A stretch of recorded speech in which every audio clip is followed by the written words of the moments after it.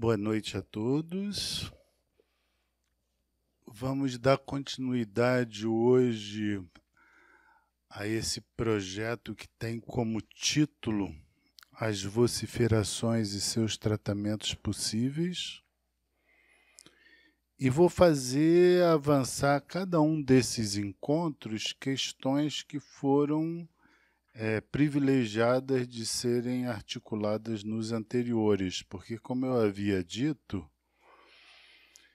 não se trata de um tipo de elaboração que já chegue concluída a vocês, é uma elaboração em curso.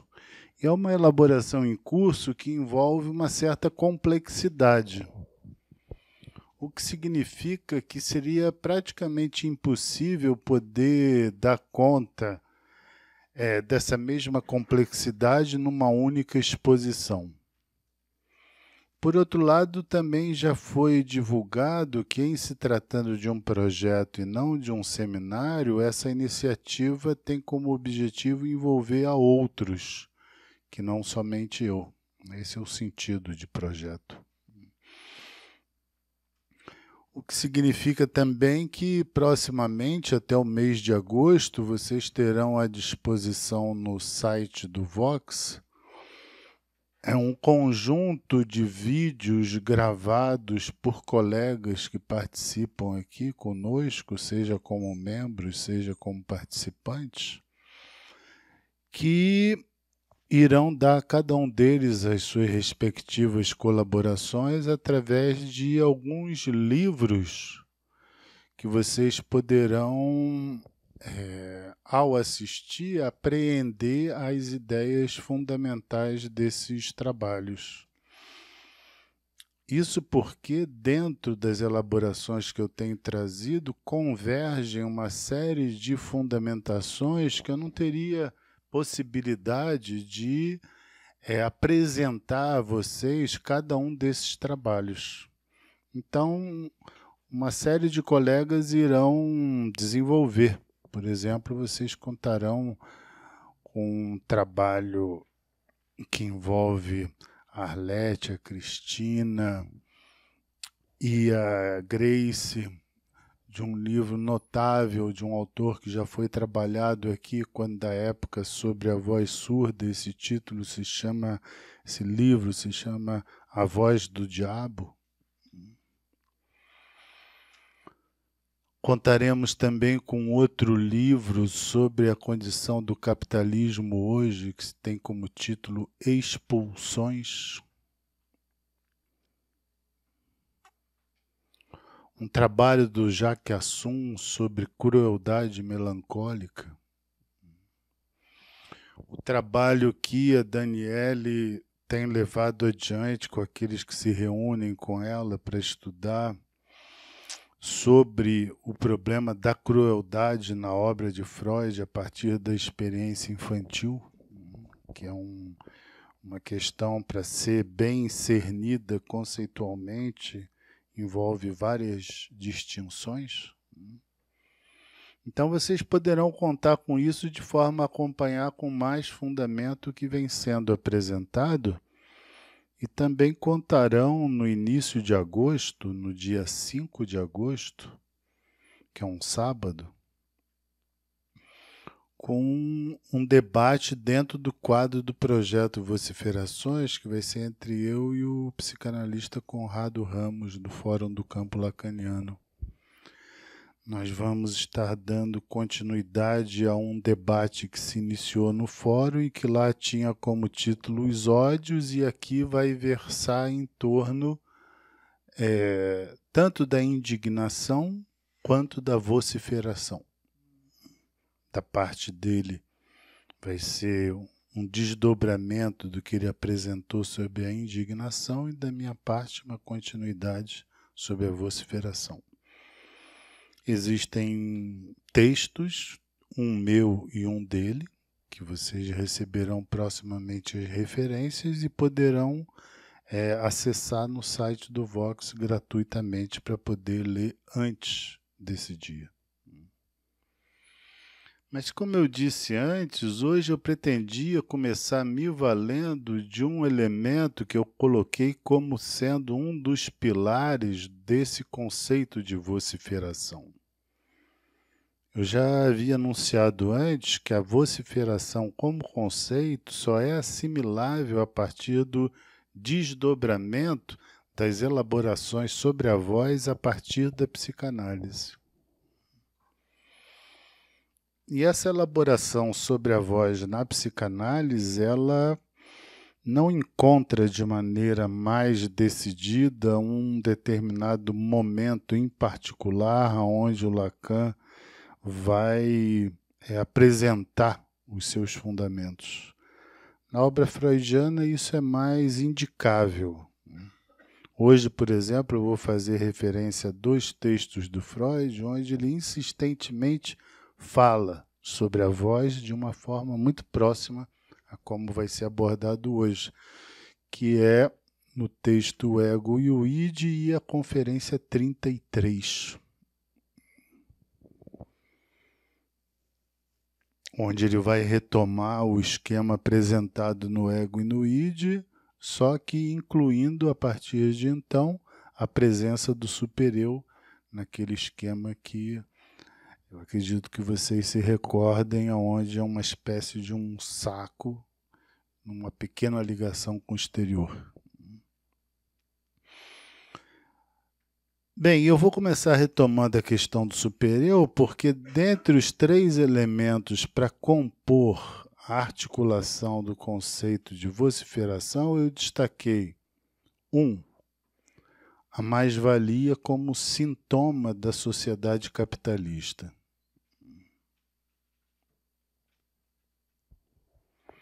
2. Uma elaboração que segue adiante hoje sobre o supereu como estreitamente ligado ao domínio da voz.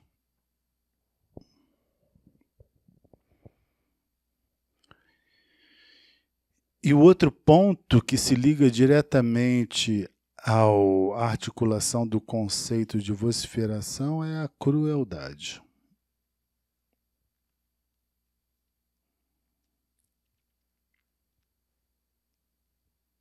Bom, apresentar, como eu já apresentei, o sintoma como sendo a mais-valia na sociedade capitalista, nada mais faz do que retomar a leitura que Lacan realiza do texto de Marx. E ele fez isso de uma forma muito sustentável num texto que se chama Radiofonia. Lá ele indica com todas as letras. Tanto no texto Radiofonia quanto no texto Televisão, é onde isso aparece de uma forma bem indicada.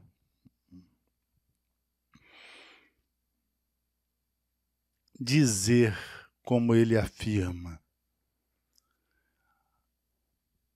que o sintoma da sociedade capitalista é a mais-valia, isso significa que, a título da leitura realizada desde a psicanálise, a mais-valia não se confunde com a mais-valia no sentido da leitura econômica dessa questão.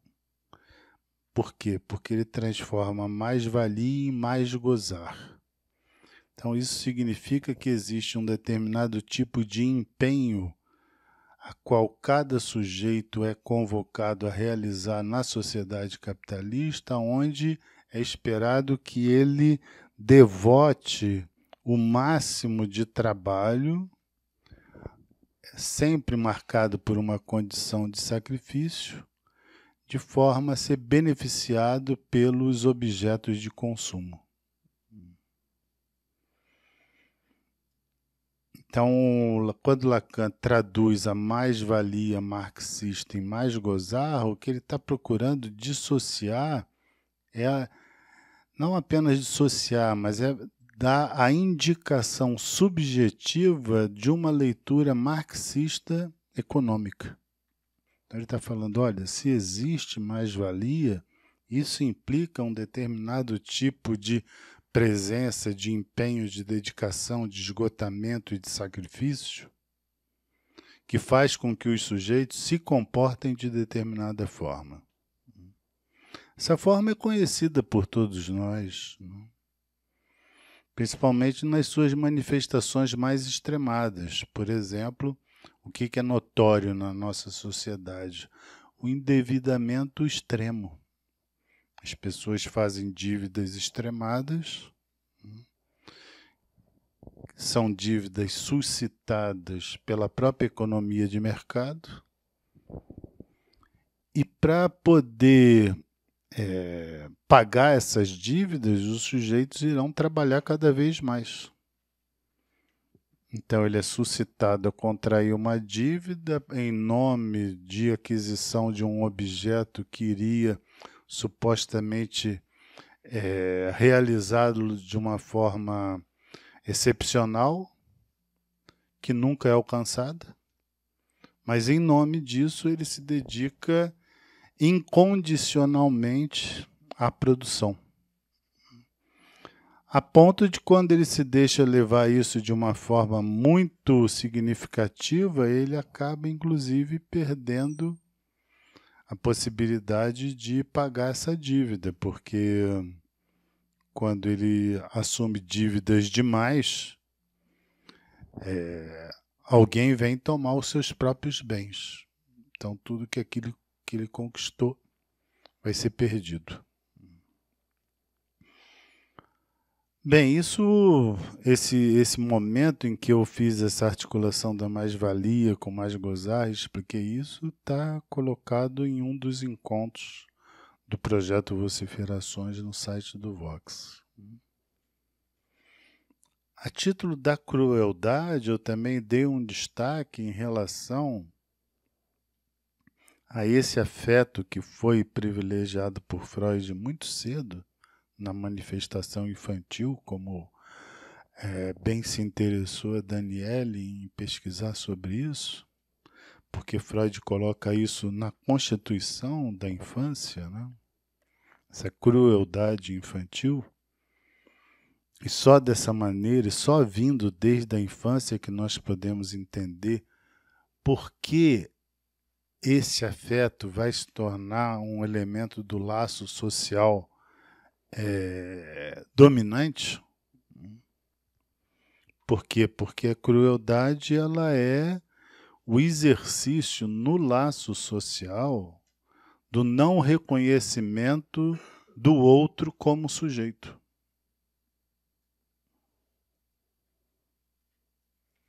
Então, os atos de crueldade implicam sempre o não reconhecimento do semelhante como sendo passível de sustentar uma subjetividade diferenciada. Por isso a crueldade implica sempre um traço de dano, um traço de maldade sobre o semelhante, porque não há reconhecimento da sua existência, no sentido como nós consideramos simbolicamente referida, né? Também tem um desses encontros onde eu procurei desenvolver essa questão. Hoje eu vou me deter a essa questão do supereu como o terceiro ponto, ainda que eu já tenha falado sobre isso, mas vou ser mais pontual, porque o supereu de fato é um elemento decisivo para realizar o deslocamento da voz em direção à vociferação. Primeiramente, é preciso entender, e aí tem um ponto difícil de assimilação, quando nós temos algumas fórmulas que dificultam o entendimento de alguns conceitos. Por exemplo, é notório que Freud deixou uma contribuição extraordinária sobre o supereu numa fórmula que se repete.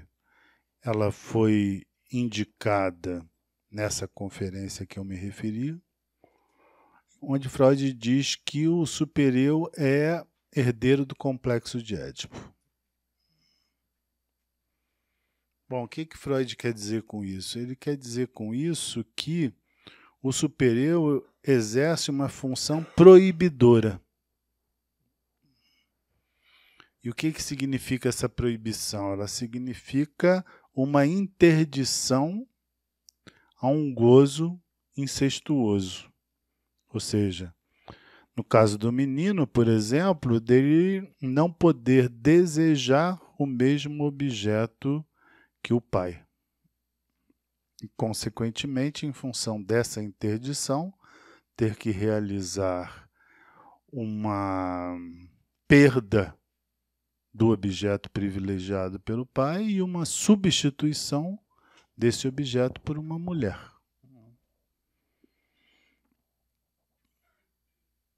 Vamos considerar que a elaboração freudiana ela é extraordinária, porque ela parte do princípio, diferentemente do que muitos autores no período em que houve a Revolução abordada pelo Lacan no Seminário 17, a Revolução de 68, o fundamento da censura é íntimo para o Freud.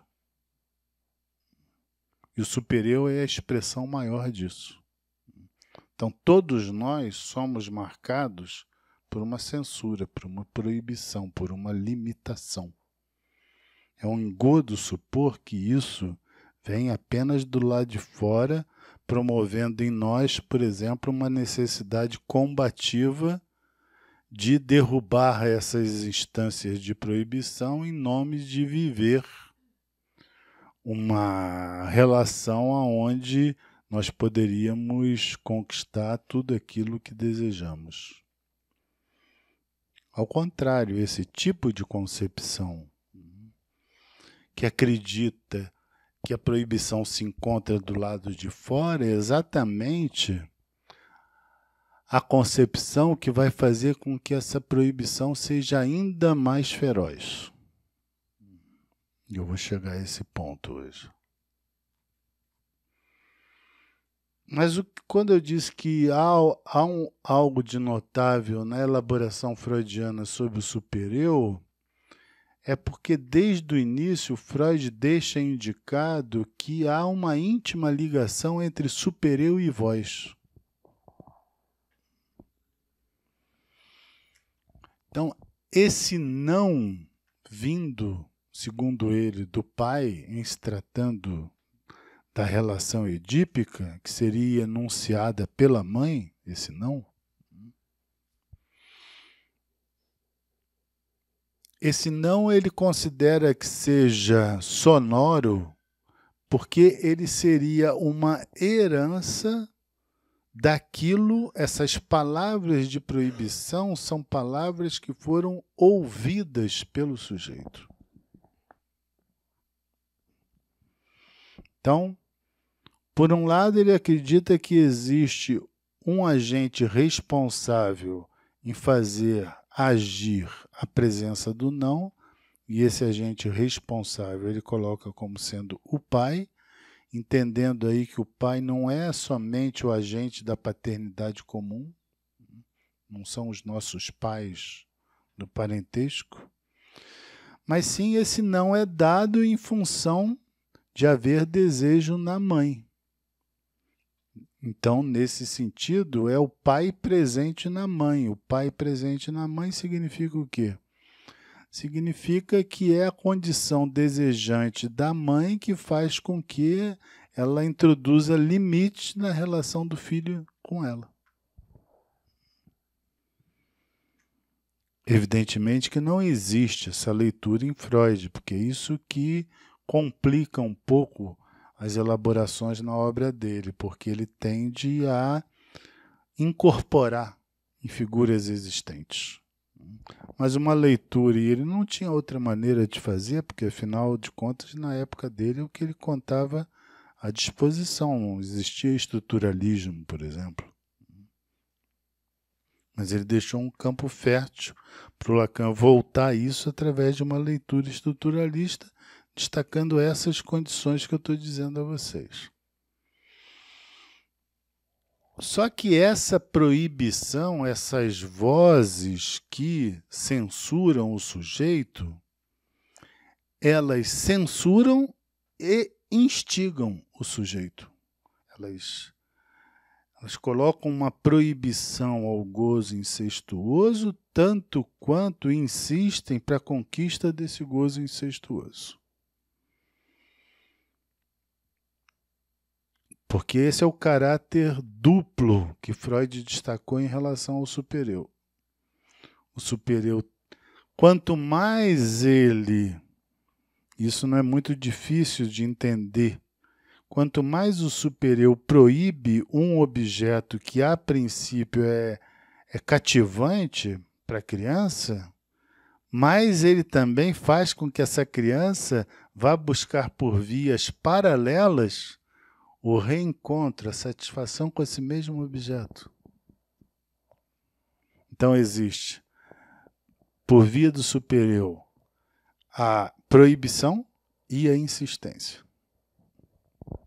Isso colocado por Freud no avanço das elaborações sobre o supereu, em particular a partir do ego e do id. Antes disso, a coisa não está colocada dessa forma.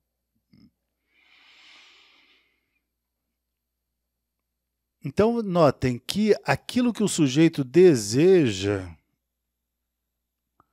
ele é marcado por uma proibição. Mas ele é marcado por uma proibição que, ao mesmo tempo, suscita o investimento para ele continuar tentando obter aquilo que ele quer. Só que, tanto essa condição de proibição quanto a condição de suscitar a busca desse objeto que promete a satisfação total, isso é realizado por via da voz.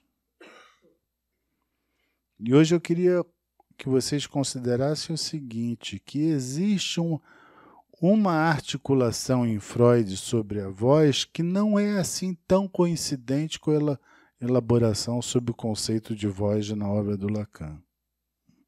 Principalmente quando nós tomamos essa dimensão do supereu. Por quê? Porque na obra freudiana, a voz, segundo ele, são palavras que foram escutadas e que foram depositadas na memória do sujeito e que retornarão.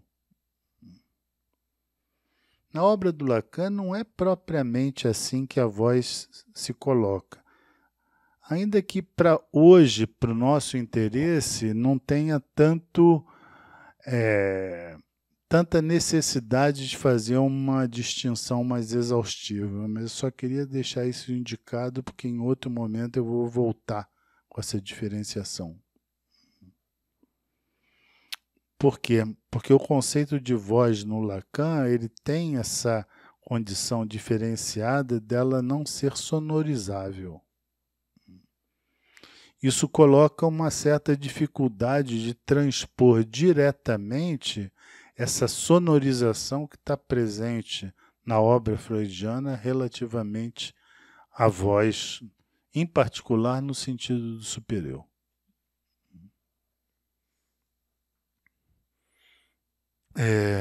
Não sei se vocês já notaram, mas na obra do Lacan é muito, eu pelo menos não conheço, nenhum momento em que o Lacan fale do supereu se referindo a Freud. Ele fala do supereu, mas ele não diz, tal como está no ego, no id. Não faz isso. A tal ponto ele encontrou nesse conceito de Freud um problema que ele chega no último parágrafo do seminário 18, de um discurso que não seria do semblante, e ele diz, bom, vou terminar esse seminário falando de algo que eu nunca falei, o supereu. Mas ele já tinha falado do supereu.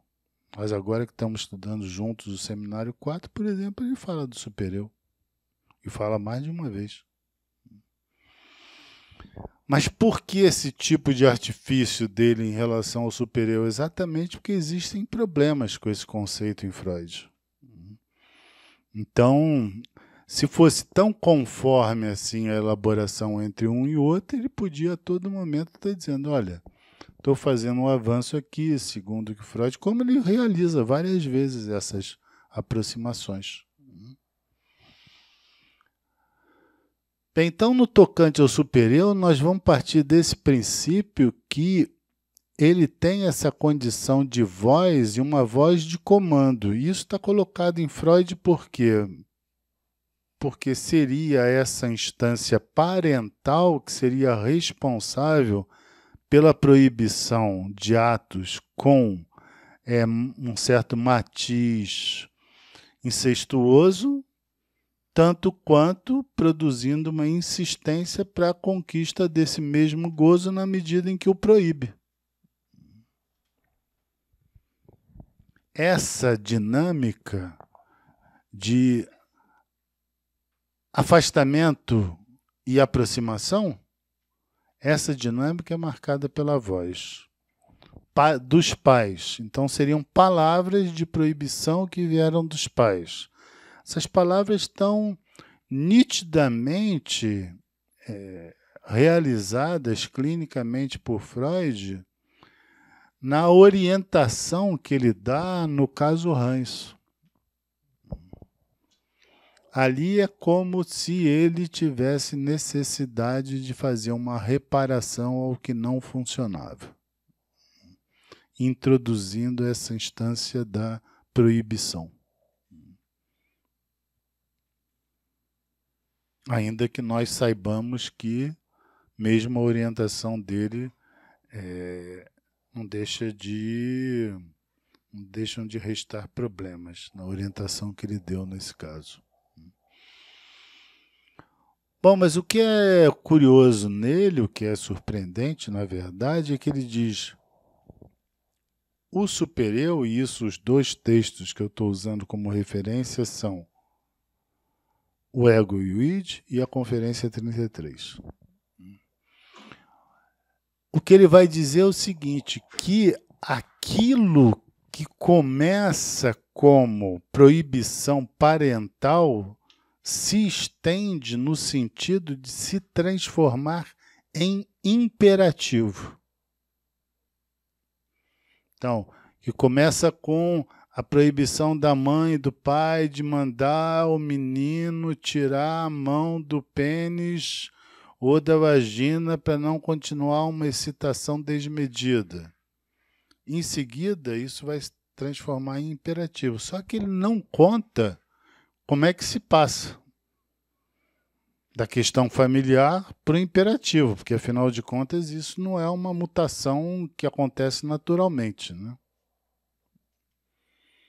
Esse ponto dessa mutação, da proibição se transformar em imperativo, nos interessa particularmente em função do tema das vociferações. Por quê? Notem que o entendimento do superior se coloca diretamente relacionado a uma inserção do sujeito no laço social.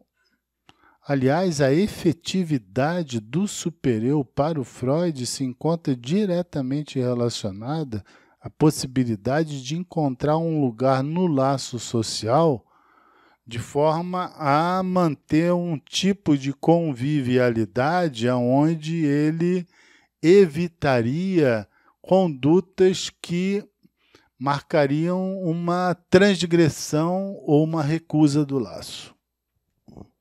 Então, o superior é uma espécie assim, de agente que, para o Freud, permite a inserção no laço social, porque proibindo a cativação do gozo incestuoso estaria garantindo que os sujeitos, por exemplo, mantivessem a célula familiar em transmissão, já que eles fariam escolhas que não seriam as mesmas escolhas dos objetos parentais.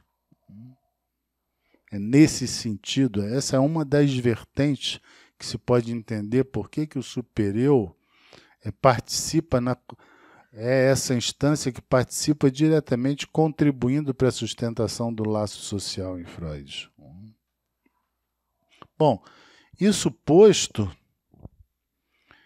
é nessa passagem da sustentação da proibição, atendendo o círculo familiar das proibições, para a inserção no laço social, é que eu estou apresentando como a passagem da proibição parental para o início do imperativo. Por que eu estou indicando que o surgimento do imperativo se dá na passagem do laço familiar para o laço social? Porque a entrada da criança no laço social condiciona que ela tenha que obedecer imperativamente algumas normatividades. Isso não é mais negociável. Não é mais a base de alguns castigos. Ela tem que fazer. Ela tem que abdicar. E isso marca a vida de cada um de nós quando da passagem de uma posição no meio familiar para as ligações mais extensas no meio social. Por quê? Porque quando nós estamos efetivamente numa presença no laço social, vamos considerar um elemento do laço social que é decisivo para cada um de nós, que é a condição do trabalho. Para você entrar no regime do trabalho na sociedade em que nós vivemos, você tem que cumprir algumas funções, tem que cumprir algumas tarefas. É claro que a nitidez desse imperativo ele se desfaz em função da condição de organizador da nossa presença no laço social que ele promove. Então ele já é tão íntimo a nossa experiência, esse tem que nós não notamos a presença dele entre nós, porque ele decide o fato de que nós conseguimos nos sustentar com os nossos semelhantes e para a nossa subsistência em função da presença desse imperativo. Quer dizer, não tem como você chegar ali no supermercado e fazer como você faz com a sua mãe. Ah, dá para eu levar isso aqui hoje, mês que vem, quando eu tiver dinheiro, pagar? Não dá. E chegar no banco e dizer, dá para me emprestar aí R$5.000 na confiança, como você faz com seus pais? Não tem como. Existem imperativos, exigências, determinações. Né? Ou seja, o supereu familiar não é o mesmo do supereu que promove a inserção do sujeito no laço social. E o que eu estou dizendo? Estou dizendo que esse caráter imperativo ele implica numa ferocidade. Uma ferocidade porque o sujeito não tem alternativa. Ou é aquilo, ou é aquilo. Ou ele cumpre 8 horas de trabalho, ou rua. Ou ele não apresenta atestado médico para um número X de faltas, ou está despedido. Não tem negociação. É dessa forma, em função desse caráter imperativo e feroz do supereu, que se pode notar a sua estreita ligação com a dinâmica desse gozo promovido pelas sociedades capitalistas. Porque o que eu disse antes? Que o elemento sintomático organizador do laço social na sociedade capitalista é a mais-valia. Ele é o sintoma, ele é o que se repete, ele é o que sustenta a sociedade. Por isso que Lacan foi buscar em Marx e não em Freud a noção de sintoma. Só que esse mais gozar, ele é o próprio exercício da imperatividade, da ferocidade. Por quê? Porque para você sobreviver nessa sociedade, você tem que agir de uma forma, não é somente de uma forma diferente das relações familiares. Mas se você tiver o objetivo de conquistar alguns benefícios que são oferecidos a você, mínimos que sejam, você tem que se empenhar numa produção aonde você vai perder gozo, no sentido em que você, por exemplo, vai ter que deixar muitas coisas de lado para poder trabalhar. Então você perde um gozo. Tanto quanto você supostamente vai se satisfazer com outros gozos que você obteria a partir dessa dedicação. Mas entendam o seguinte, esses outros gozos para os quais você se empenha no sentido de uma produção exaustiva, esses outros gozos eles estão marcados necessariamente por um caráter ilusório. Por quê? Porque todos esses objetos que são apresentados, eles são apresentados num tipo de invólucro de completude que, na verdade, quando você os adquire, você se dá conta de que você se despendeu de uma forma extraordinária para obter o benefício de algo inteiramente irrisório. Mas isso é tão convincente nas nossas sociedades que nós vamos repetir o ciclo. Por isso, os estudiosos do capitalismo dizem que aquilo que marca o ciclo das sociedades de mercado é uma renovação incessante. A renovação incessante está aí. A insistência, não somente a partir da propaganda para que vocês adquiram novos aparelhos de celular, mas porque verdadeiramente, depois de um tempo, os aparelhos que vocês têm não vai funcionar. E vocês vão ter que comprar outro. Verdadeiramente, o carro que vocês conduzem, depois de um tempo, não vai ter como se manter.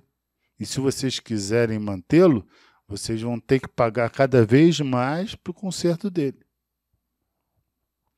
Então, essa renovação incessante, que é típica do movimento do mercado capitalista, condiciona cada um de nós a um determinado tipo de dedicação, de exaustividade, que é comum à nossa estrutura edípica, no sentido de que, tal como no complexo de Édipo, nós supomos que vamos obter o benefício maior desejando o mesmo objeto que os pais, para depois notar que isso não se realiza dessa forma como era esperado e, consequentemente, vai se reinvestir essa mesma moção pulsional transferindo para um outro objeto.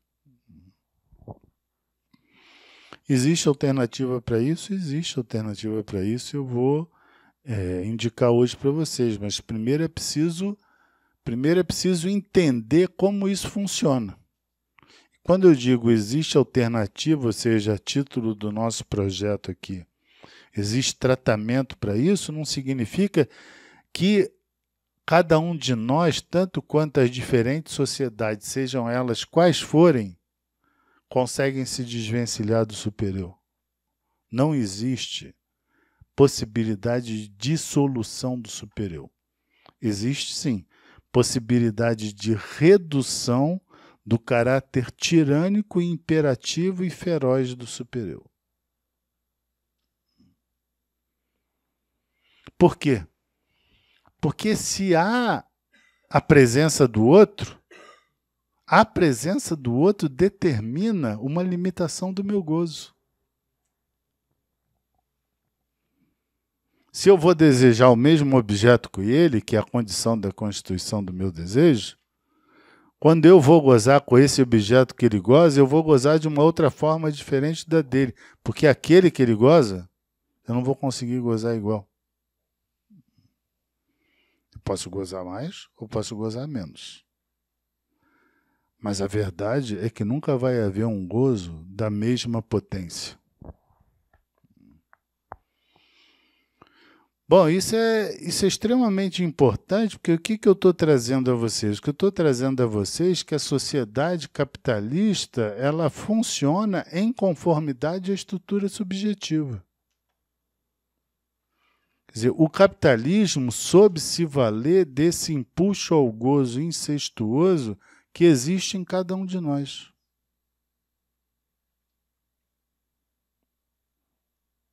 Por isso, só que é muito difícil reconhecer esse impulso ao gozo incestuoso que nos habita a parte de uma experiência de análise.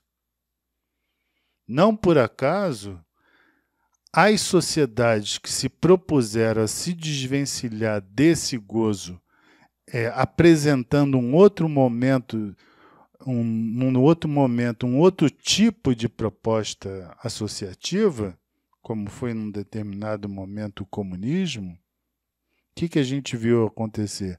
A gente viu acontecer um caráter imperativo e superegóico muito maior do que das sociedades capitalistas. Podem vocês estar ou não de acordo, mas a verdade é que entre o comunismo e o capitalismo, quem sobreviveu em pé foi o capitalismo, né?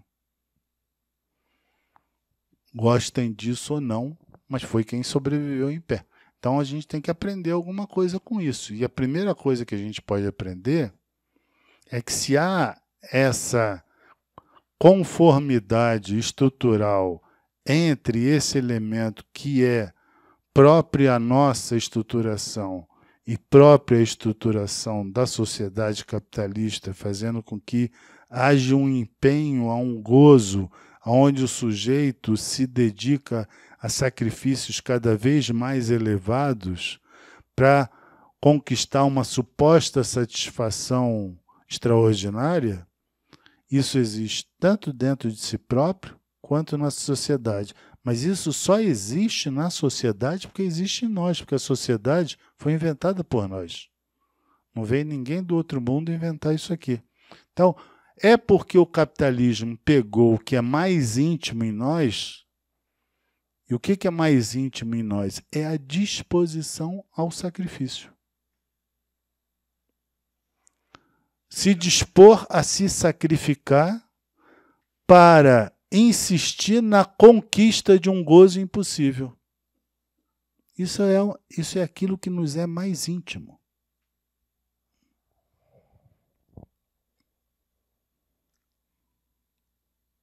Funcionar dessa forma é funcionar em conformidade ao superior. Quaisquer enunciados que impliquem o sujeito numa condição aonde ele se dedica à busca de um gozo sem interdito, está inteiramente a serviço do superior. Então, os chamados paraísos são propostas mercadológicas criadas pelo superior. Criadas pelo superior porque os sujeitos sabem que cada um dos outros vai se dedicar a tentar reencontrar esse objeto nunca encontrável em função de um sacrifício que eles vão se devotar para obter essa experiência de satisfação.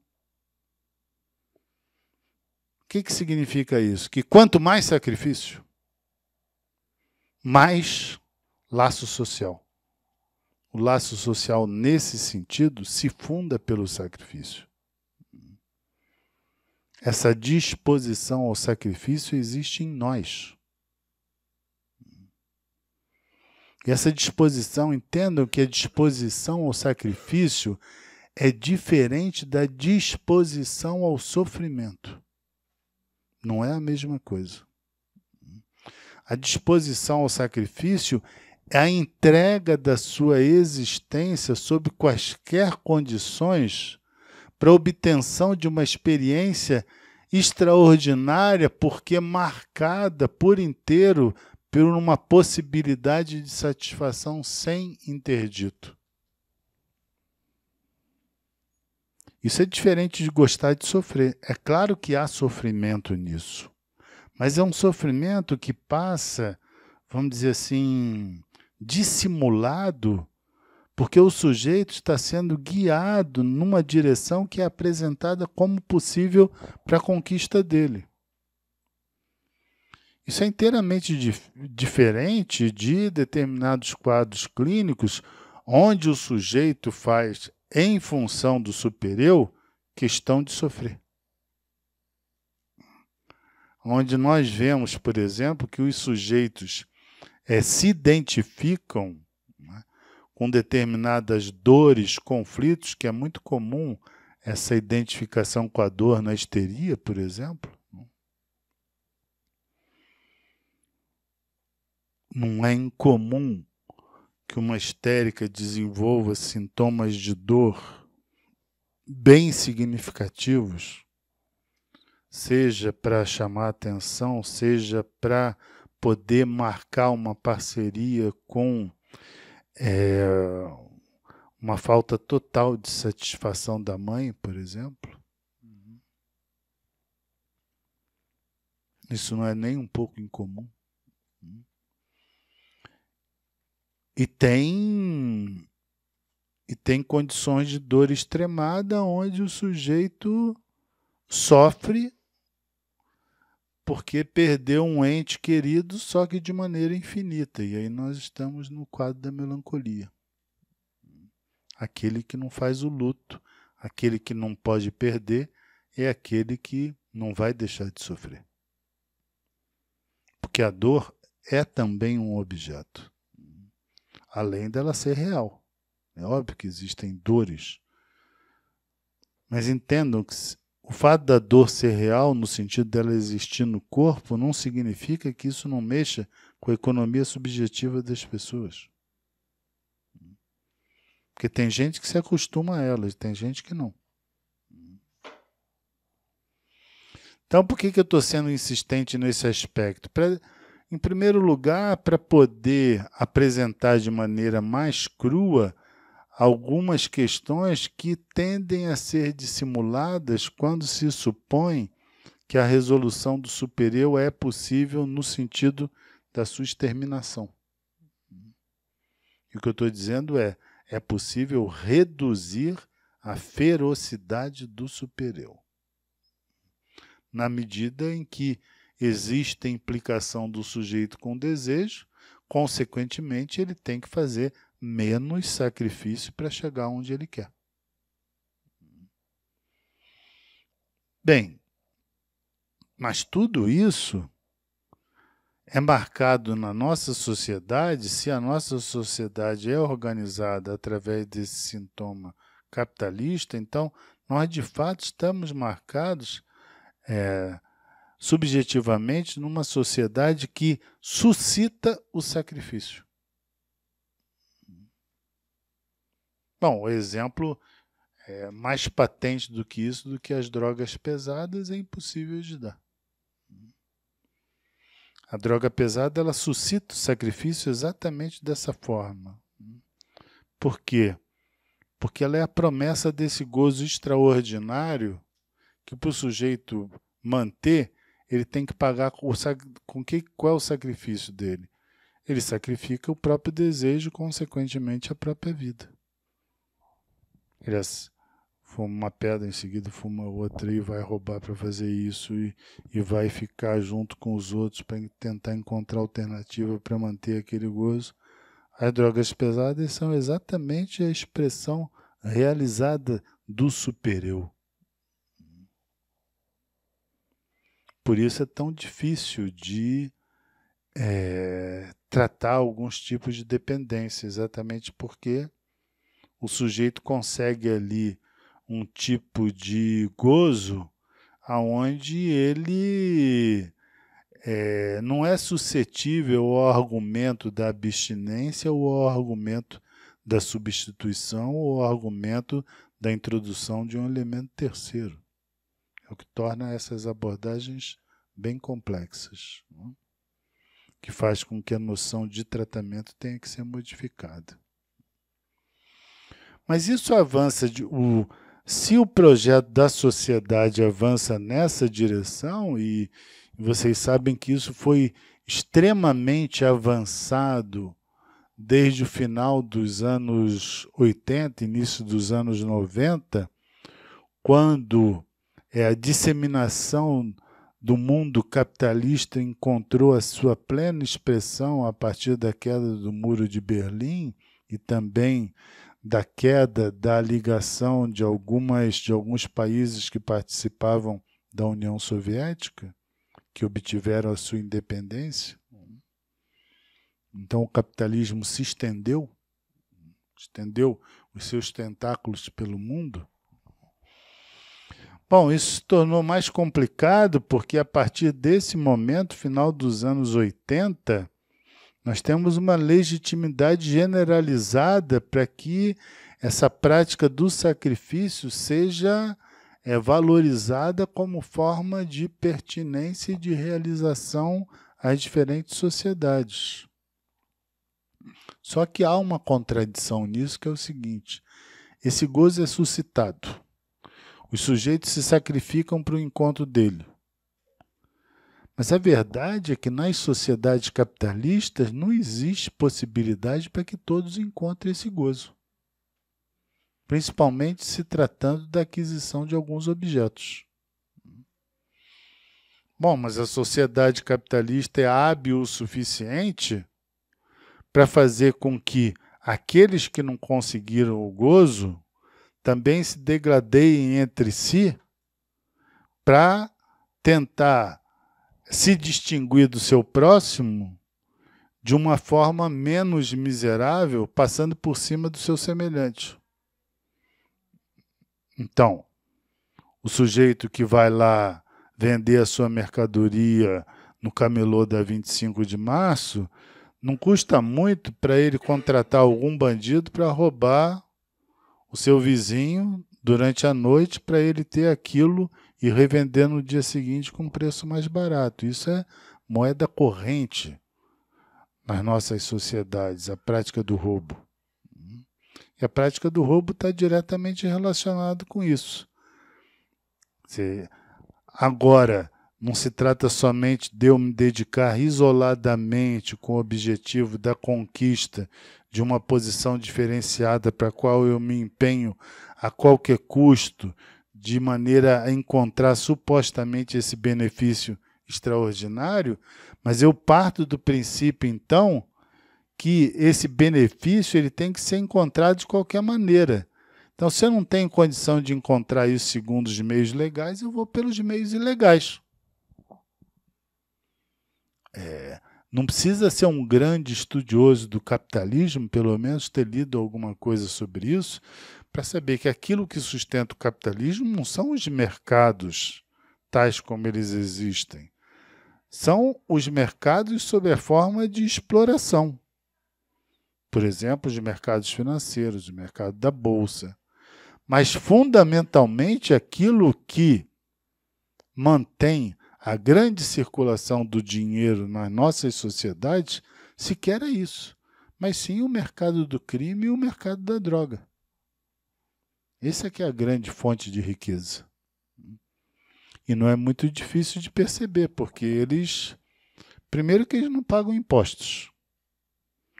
E segundo, que não pagando impostos, não precisando ter um lugar social reconhecido, eles estão com a possibilidade de agir com essa ferocidade na sua plena expansão. Fazer com que o ponto da droga lá na favela onde é invadido, quem tiver pela frente é morto. Não tem conversa. Por quê? Porque se trata de não mais conquistar alguma coisa a partir de uma dedicação extraordinária, onde o sujeito perde parte da sua vida para isso. Mas se trata de conseguir essa coisa extraordinária, que é mais um mercado, destruindo os semelhantes, e não somente destruindo a sua própria vida no sentido desse tempo que ele poderia utilizar para realizar outras atividades.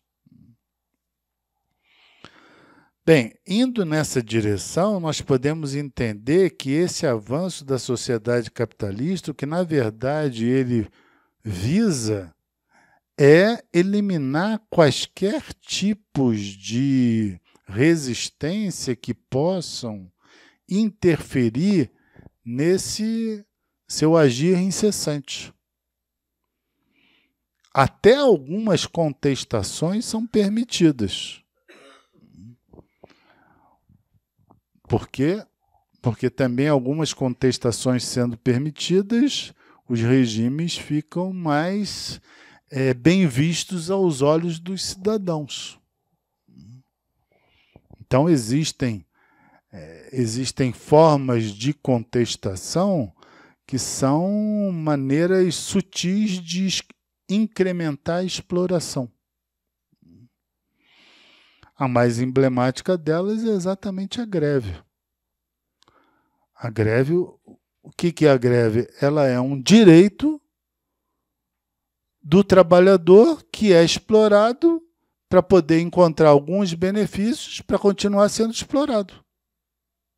Só que depois dele ter feito a greve, alguns vão perder o emprego, então vão ser mais explorados ainda. Por isso que Lacan, no Seminário 16, ele, se referindo à greve, ele vai dizer que a verdade da greve é a greve da verdade.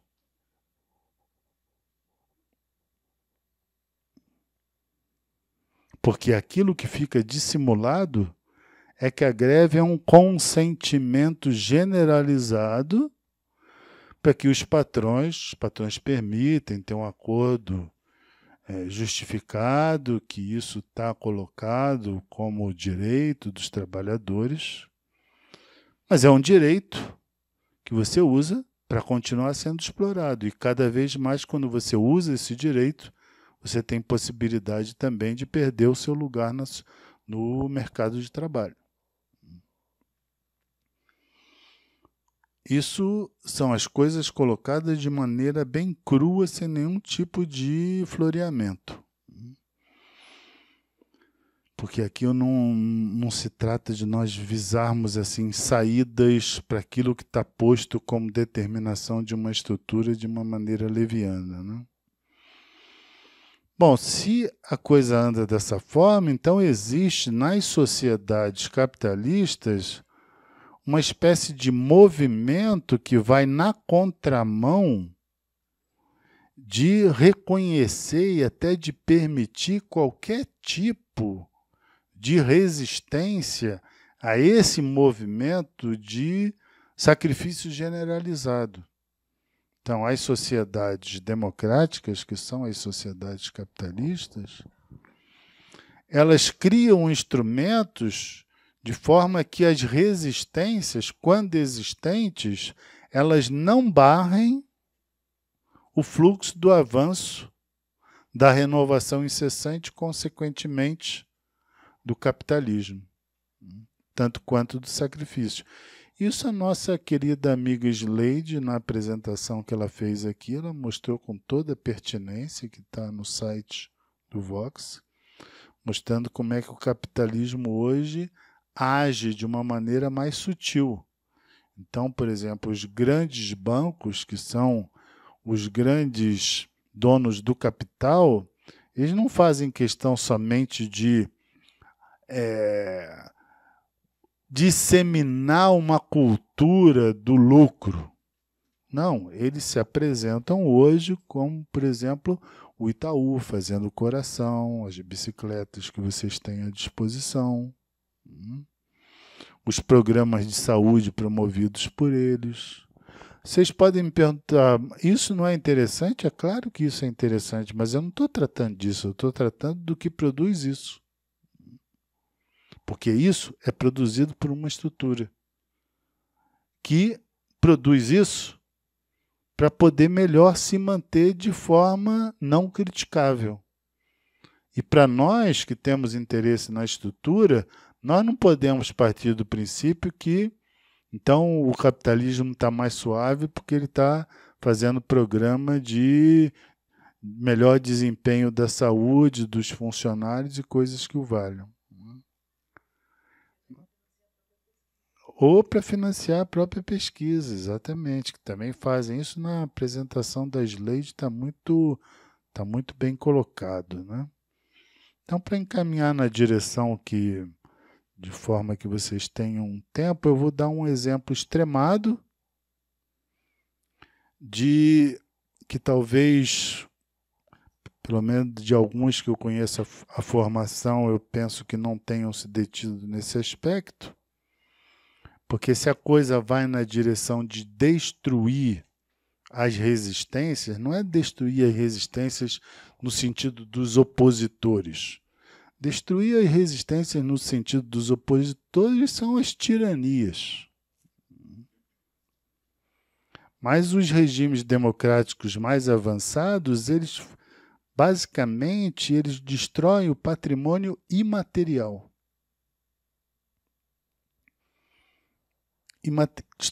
Destruir o patrimônio imaterial significa o quê? Significa produzir uma cultura fomentada pelo capitalismo.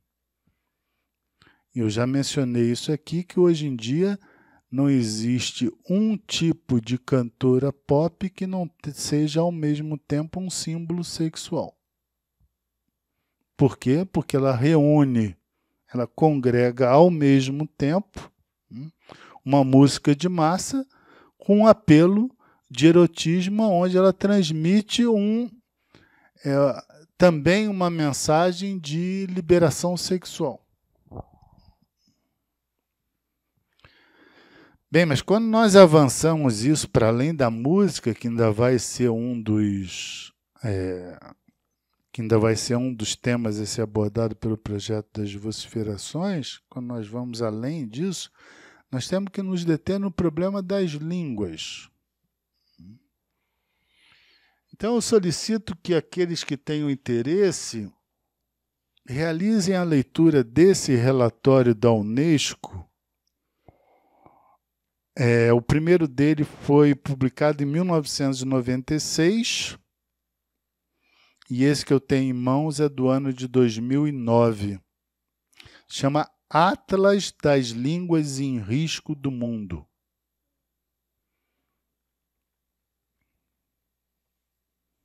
E existe um grande estudo aqui sobre o Brasil. No caso brasileiro, nós temos já línguas extintas e línguas em vias de extinção para os próximos anos, não são para os próximos séculos. Por quê? São línguas, na sua maioria, praticadas por tribos indígenas e comunidades que se reuniram em lugares do norte e do nordeste e que trouxeram tradições da África e da Índia. E vocês podem notar que nessa disseminação generalizada do capitalismo como destruidor do patrimônio imaterial, não é somente uma destruição das línguas, que o relatório deixa muito bem evidente. O interessante desse relatório é que ele propõe medidas que hoje em dia se tentam implantar com alguma dificuldade. Por quê? Porque uma das dificuldades vem da própria população que pratica uma língua que não é a mesma do grupo da maioria. E eles fazem questão, eles mesmos, em função da insistência para a entrada no laço social, eles fazem questão de abdicar dessa língua, permitir que ela morra. Por quê? Estão inteiramente bombardeados por essa condição de que aquilo que é legítimo é aquilo que é compartilhado no laço social, segundo essa mentalidade do sacrifício. E aqui existem várias comunidades, referência a várias comunidades de judeus e algumas línguas que eles praticavam, alguns idiomas, na verdade, que eles praticavam foram extintos, em particular na Grécia.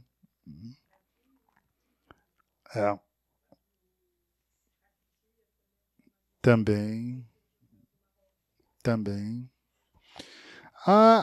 O relatório ele é muito interessante porque ele lista cada país e coloca a situação de cada país diante da língua e o que cada país está fazendo.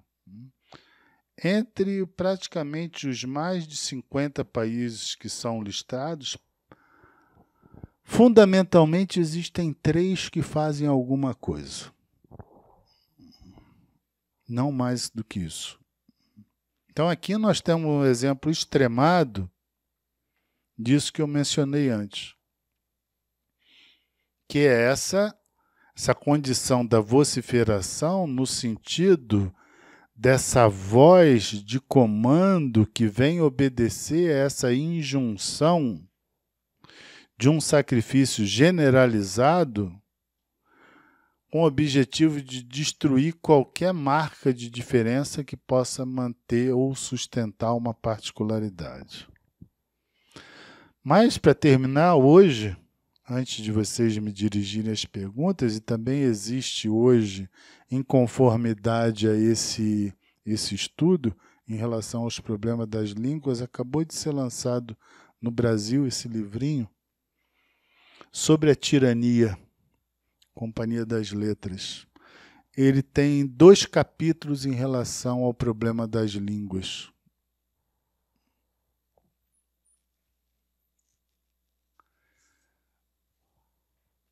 O tratamento possível das vociferações é preciso reconhecer que ele não parte somente da psicanálise, ele pode partir de outros lugares. A psicanálise pode contribuir para reconhecer, tanto quanto reconhecendo, contribuir para o avanço dele. Para isso que nasce, sem que os sujeitos saibam que é uma forma de tratamento à vociferação. Mas quando você está fazendo alguma coisa que você não sabe, a extensão que isso pode ter, a psicanálise pode vir a contribuir para que isso se estenda com mais consequência do que possui, porque quando você não é munido pelo conjunto de articulações que permitem diagnosticar a vociferação, tende-se a ficar reduzido a indicações pontuais, a ações pontuais. Então, eu solicito que vocês procurem na internet o trabalho que vem sendo feito pelo fonoaudiólogo do Rio de Janeiro, que se chama João Lopes. Esse fonoaudiólogo, ele se dedica a tratar da voz dos transexuais, de maneira que os transexuais percam a inibição de forma a poderem se apresentar no mercado de trabalho com uma voz que não suscite diretamente o preconceito. E ele só trata aqueles que o procuram. Ele já tratou com sucesso 40 transexuais que os procurou. E ele, dentre uma das citações que vocês podem ver, e é curioso porque eu tomei conhecimento desse fonoaudiólogo através de uma notícia de um jornal da Espanha, porque aqui eu nunca tinha ouvido falar. Ele diz o seguinte: a voz, esse traço que nos define, mas que não damos importância, é vital para os transexuais. Por quê? Porque ela permite tirá-los da marginalidade. Ele conta vários casos e tem depoimentos de transexuais num videozinho, onde vocês vão ver que alguns sequer conseguiam se dirigir ao motorista de ônibus para dizer que eles queriam descer, porque, em geral, eles eram ridicularizados. Então, eles esperavam que alguém que ia soltar num ponto próximo pedisse para o ônibus parar, pessoas de um nível econômico bem limitado, né, com transportes públicos bem decadentes, e faziam questão também e preferiam viver, alguns deles, de pedindo esmola na rua, em sinal, do que ter que se apresentar em situações de concorrência de emprego, onde eles teriam que falar numa entrevista. Então, a prostituição para eles acabava sendo uma única saída, de maneira a poder não ter que se expor ao preconceito que eles sabiam que ia ser exposto. E encontraram nesse fonoaudiólogo o que um deles chama o seu anjo da guarda, porque permitiu que eles tivessem uma voz à altura da expectativa daquele outro que vai recebê-lo, e se quisessem utilizar da voz anterior em algumas situações extraordinárias, eles também poderiam utilizar, mas ele abriu essa alternativa. Pela voz, tirou os sujeitos da marginalidade. Isso é a realização por inteiro de um tratamento possível da vociferação. Questões?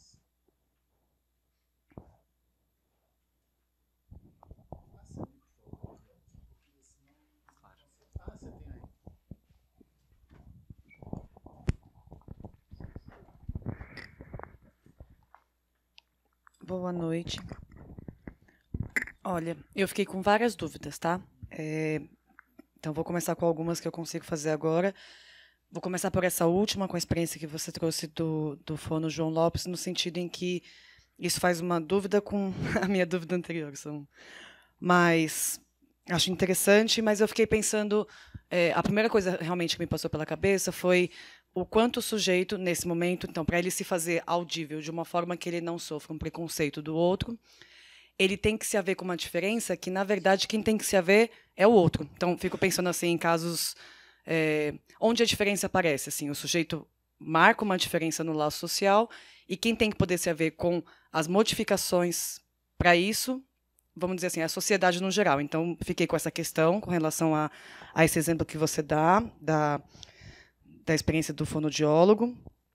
Fiquei com uma questão também do termo drogas pesadas, porque assim, tenho mais perguntas do que respostas sobre esse campo, trabalho bastante tempo nisso, assim, mas quando você diz pesadas, fico também pensando que tem uma discussão que é da substância em si. Então, tem muito mais a ver com o contexto e o colamento que isso tem, e uma série de complexidades a serem nomeadas que fazem com que o sujeito escolha permanecer, às vezes não escolha, mas, enfim, de alguma forma escolhe permanecer e cola nessa identidade, não, de forma a não procurar nenhum outro tipo de saída. Mas quando essa coisa é nomeada com pesado, pode parecer uma perspectiva que, no momento atual, sinto que é muito perigoso usar, assim, né, dadas as tentativas higienistas que a gente tem acompanhado. Por último, talvez essa dúvida seja ingênua, mas você fala assim do superior familiar e do superior social.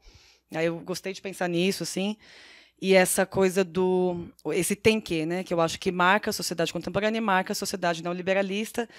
E fiquei pensando, essa condição de renovação, então, assim, isso só se sustenta porque a gente sustenta isso, né, subjetivamente, pertinho, assim, sustenta isso no laço com a um e sustenta isso na coletividade. Mas dá para fazer outra coisa, né? Tipo assim, estou perguntando se essa condição de renovação que a gente precisa apostar a partir do momento que a gente entende qual é o capitalismo e a extensão do capitalismo, esse tem que pode ser decidido de uma outra forma, de uma forma que a gente não fique tão obediente, tão submisso a algumas regras sociais que precisam ser mais questionadas do que aceitas, assim. Então, para tentar garantir uma aposta de que a gente pode transformar, ou tentar, ou se haver com as condições para não ficar tão submetido, assim, tão submisso a alguns horrores. Bom, é isso por enquanto. As perguntas são hiperoportunas porque permitem realizar esclarecimentos necessários, né? É certo que existe possibilidade de não ficar inteiramente assujeitado a esse gozo feroz, né?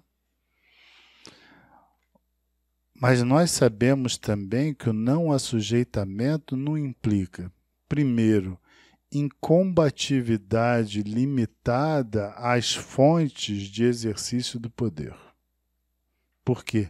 Se a gente quiser tratar de fato o problema do supereu da maneira como ele se insere pessoalmente, coletivamente, precisa poder advir um tipo de experiência onde os sujeitos tenham possibilidade de compartilhar realizações aonde a dimensão do sacrifício esteja diminuída, não extinta, mas reduzida. Então, isso significa o quê? Que não é verdade que a única experiência para redução do caráter tirânico do supereu seja a análise. Ela é uma e eu considero a mais eficiente, porque ela é aquela que permite reduzir ao mesmo tempo, reduzir o caráter do supereu em função do advento do sujeito pelo desejo. Essa condição no laço social você não tem. Você consegue a conquista disso no laço social por vias de experiências coletivas onde o exercício do laço ele seja sempre marcado por um fato de contingência, ou seja, ele acontece de vez em quando. Por quê? Porque se ele acontecer sempre, ele vai ter que necessariamente impor condições aonde o sacrifício, algum ordenamento vai advir. Então eu estou te transmitindo assim o que existe de mais significativo, tomando essas experiências de limitação baseadas no supereu. Se você quiser uma experiência semelhante que foi realizada no campo da música dessa forma, foi quando aqueles 3 publicaram o CD sobre o tribalista.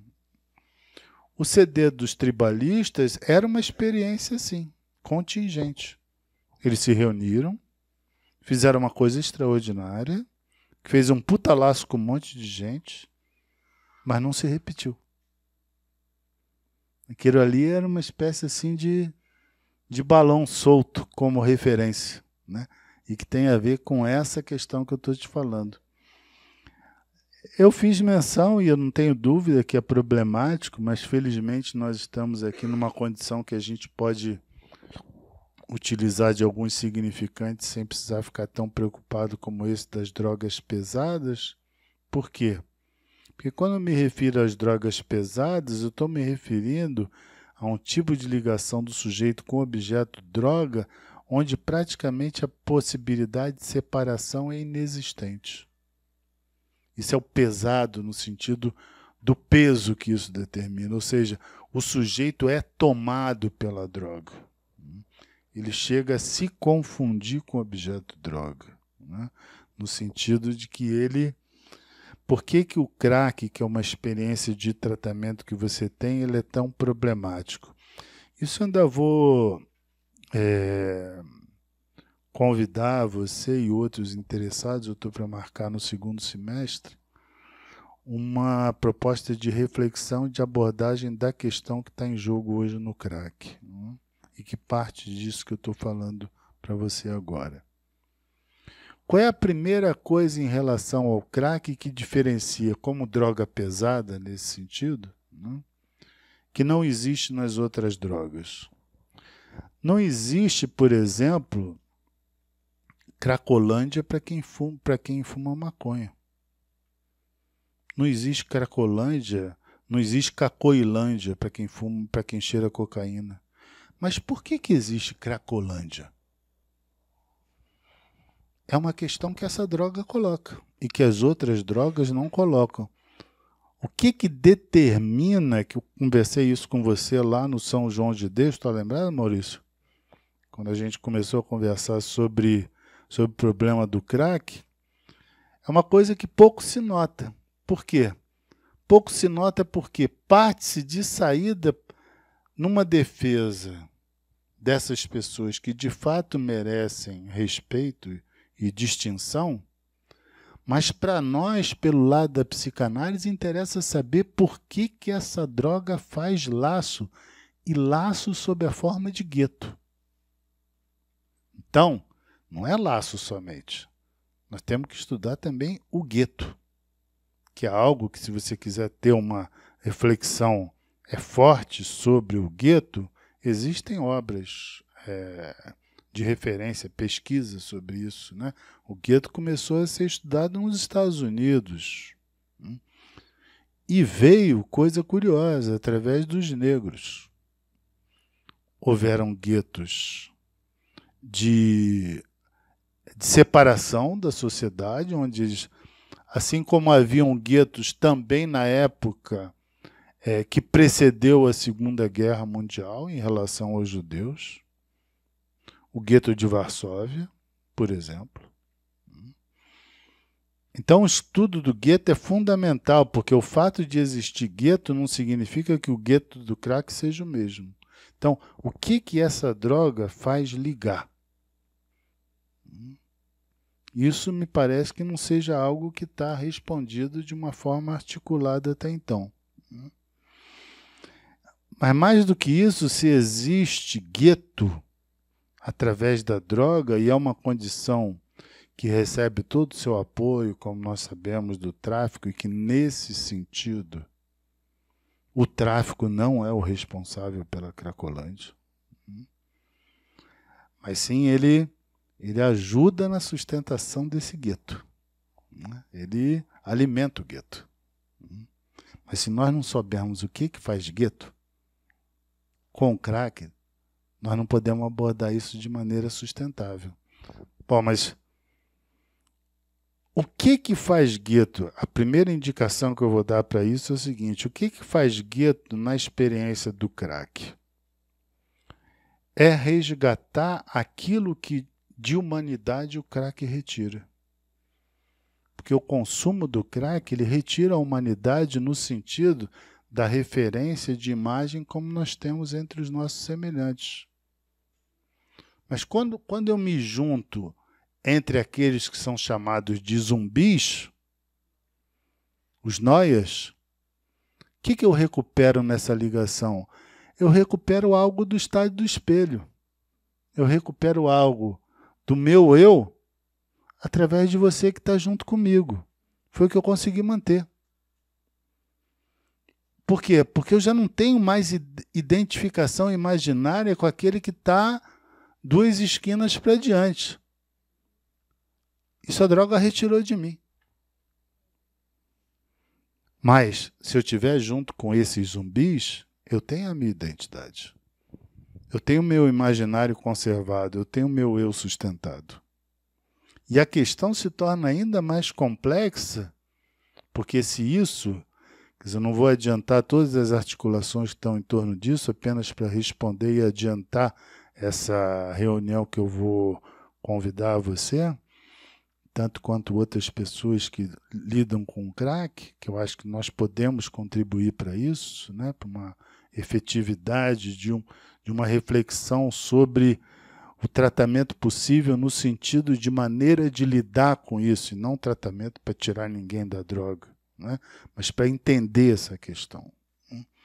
Então, se a questão pode ser posta dessa forma, que o Noia restitui a sua humanidade por via de um imaginário que ele compartilha através dessa ligação que a droga permite ele realizar, isso torna muito mais complexo a maneira de entrar aí, porque, a princípio, quaisquer outros que venham com um imaginário diferente, e o imaginário no seu sentido mais elementar, no sentido de uma imagem diferente, tende a ser aceito com o objetivo, seja de beneficiar, com o objetivo de realizar uma aproximação com alguém, tipo assim, olha aqui, eu tenho aqui uma pessoa que veio lá da França nos visitar, como nós fazemos, né? Estamos aqui com um colega que veio da França, vocês não querem conhecer? Isso é muito comum quando nós vemos esse consentimento à aproximação com pessoas que consomem drogas pesadas, que elas gostam de estabelecer supostas amizades com as pessoas que mostram uma disponibilidade e permitem a convivência deles com outro tipo de imaginário, mas não para ficar ali dentro, porque aquilo que sustenta o laço não é isso.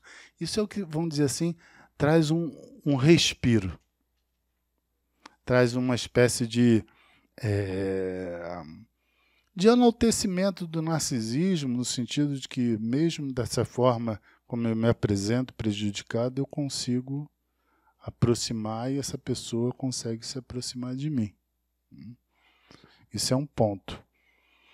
E em relação ao ponto que a primeira pergunta, quer dizer, como poder fazer para que não exista somente essa tirania do sacrifício, né, que está em jogo no exercício do superior, né?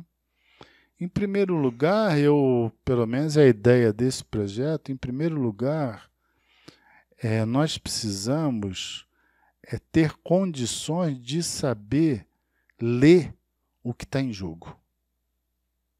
Então, desde o início desse projeto, eu adverti para o seguinte: não venham para cá achando que vocês vão sair daqui com a solução para alguma desgraça do mundo. Porque isso tem um monte de gente oferecendo. Mas isso aqui é um pouco semelhante, essa proposta do projeto Vociferações é um pouco semelhante à proposta do escritor israelense Amos Oz. Qual é a possibilidade de judeu e palestino conviver? Todos os dois vão ter que perder. Esse princípio é inteiramente analítico, por isso que eu já falei para você uma vez que a nível de abordagem do crack, que tem alguma coisa que não funciona, quando se dirige a esses sujeitos somente com o objetivo de defendê-los, é que não se os implica numa perda. E se não se os implicar numa perda, não tem possibilidade. Nós sabemos que a experiência subjetiva é uma experiência. Ou você perde alguma coisa e muda, só que do nosso lado, esse perder alguma coisa não é tirar a droga do cara. Que eu posso, como eu já disse a você, eu posso fazer um sujeito perder colocando lá um circo para ele experimentar. Então, enquanto ele estiver lá no trapézio, ele não vai estar com um cachimbo de crack. E quando ele começar a se entusiasmar de fazer mágica, por exemplo, ele também não vai estar doidão, porque vai começar a descobrir um outro tipo de prazer. Então, eu acho que isso só a psicanálise pode trazer.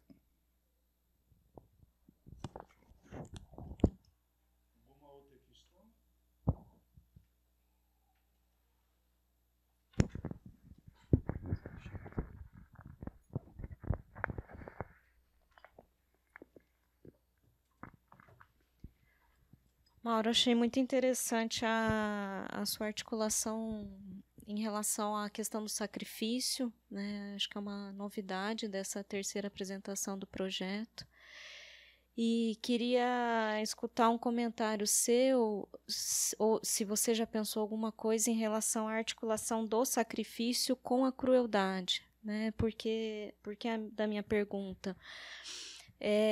Em algumas situações sociais muito próximas a gente, por exemplo, a intensa submissão de sacrifício que os adolescentes e os estudantes que estão prestando vestibular, particularmente de algumas faculdades, alguns cursos, né, medicina, engenharia, ou até mesmo alguns chamados concurseiros, né, que fazem anos aí de submissão, né, de um sacrifício de vida, e no momento da passagem, né, quando eles acedem, quando eles entram, né, nesses guetos, dentro dos quais todos que já passaram, né, também se submeteram a sacrifícios semelhantes, é ali que a gente vê os maiores exercícios de crueldade como exercício de um pacto, né? Então, os trotes, por exemplo, de algumas faculdades de medicina, o pacto de exclusão social, por exemplo, que a gente vê, ou de determinado nível de laço de exclusão, por exemplo, numa faculdade como a Poli, né? A gente recolhe esse tipo de sofrimento no consultório, e que vem dali também uma espécie de propagação contratual da crueldade, né? Então, aquele que acabou de ser submetido a uma humilhação pública, no ano seguinte ele vai fazer o mesmo com o calouro que vai entrar, né? Então, aí parece que tem um vínculo direto, né, da economia do sacrifício para a economia da crueldade. Muito boa pergunta, porque a primeira coisa que a gente pode notar, a título de sacrifício, que se enlaça com isso que você está dizendo, quer dizer, esse sacrifício que não é mais o sacrifício no sentido tradicional da experiência, que eu abordei já uma vez aqui no seminário, baseado no trabalho do Marcel Mauss, onde você precisa dar alguma coisa para o Deus em nome de poder ser beneficiado por algo. Então, esse é o sacrifício, né? Tradicionalmente nas sociedades. Você sacrifica um bem seu, e isso está colocado na própria Bíblia, né? O sacrifício do filho. Mas você pode ver esse sacrifício que está orientado através de uma demanda de entrega a um objetivo, aonde é apresentado essa promessa de gozo extraordinário, pegando a questão do ensino. Você vê isso muito concretamente onde? No peso das mochilas das crianças. Todas elas, hoje em dia, andam com rodinha. Porque a quantidade de livro que tem que levar, isso não bastasse estudar aquela montoeira de coisas, ainda tem que fazer um monte de outras atividades que os pais exigem para que eles estejam minimamente em condições de disputar as vagas das melhores escolas, tanto quanto das faculdades. Bom, aí nós temos a economia do sacrifício em pleno vapor. Essa economia do sacrifício, ela já vai junto com a crueldade, por quê?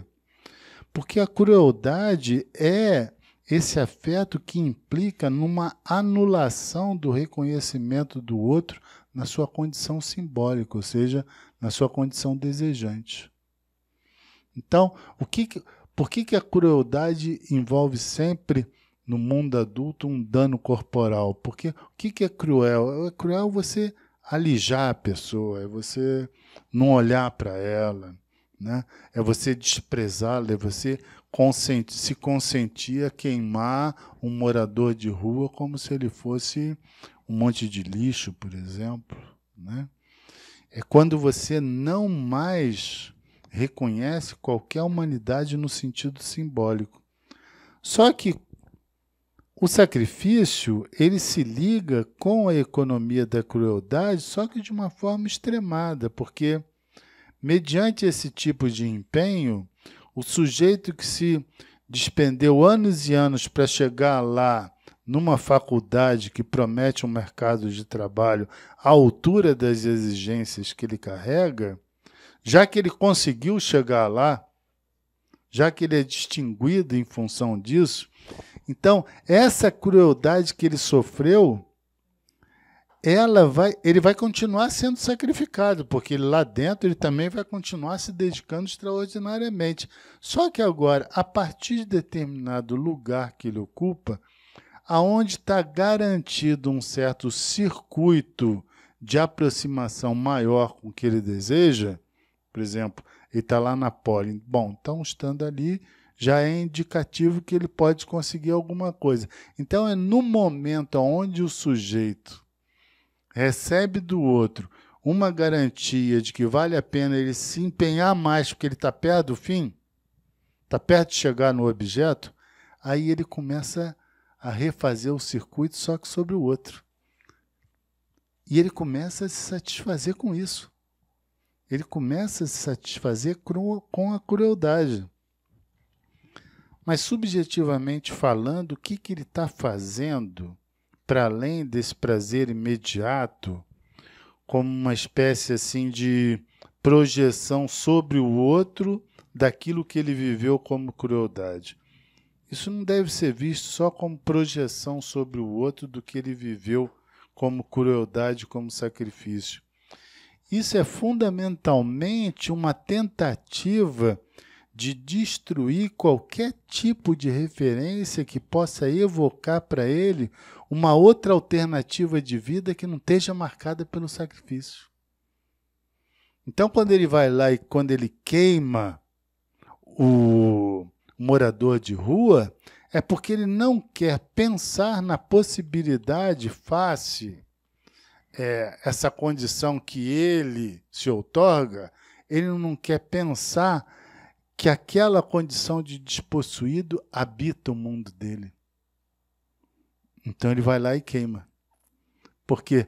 Porque o que essas pessoas despertam tanto asco e tanto temor para aqueles que estão numa posição elevada e que se sacrificaram para isso? É a possibilidade de... São as fantasias de miséria, são as fantasias de perder tudo. Então, é tudo com que eles não podem se deparar. Então, no fundamento, você encontra isso. Quer falar, Cláudio? Mauro, vou fazer uma pergunta que acho que se aproxima desse que você estava colocando agora. Fiquei pensando no caso do fonoaudiólogo que você apresentou, né, como tratamento possível. Que é claro que pela questão do preconceito, pela condição dessas pessoas, o silenciamento fica potencializado, né, e mais localizado. Mas queria trazer isso para um outro, talvez um fenômeno mais amplo, assim, né, dessa recusa, desse afastamento da ideia de ter que falar, de ter que encontrar alguém que vai te perguntar alguma coisa, que vai ter uma conversa. Pensando assim, mesmo na clínica de pacientes assim, adolescentes, ele pode trocar mensagem com você no WhatsApp, mas ligar não vai bem, né? Ou então de ficar em casa porque não quer sair para talvez correr o risco de falar com alguém na rua. E isso chegando na situação extremada desses caras, né? Por exemplo, nos Estados Unidos, nas eleições, esses jovens adultos trancafiados nos porões, só tem relação com os outros pelo computador, pela rede social, e que isso vai promovendo a agressividade, o impacto que isso teve na eleição do Trump, por exemplo.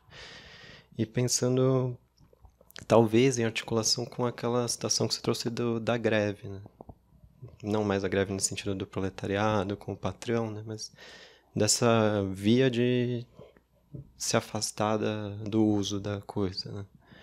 Pensando também em outros que vão para uma solução assim de então eu vou vender tudo, vou morar aqui num cubículo, me afastar do capitalismo, como se fosse um sacrifício extremado, porque aí resolveria o não ser. Sacrifício extremado para lidar com sacrifício. É meio que um comentário sobre isso. Né?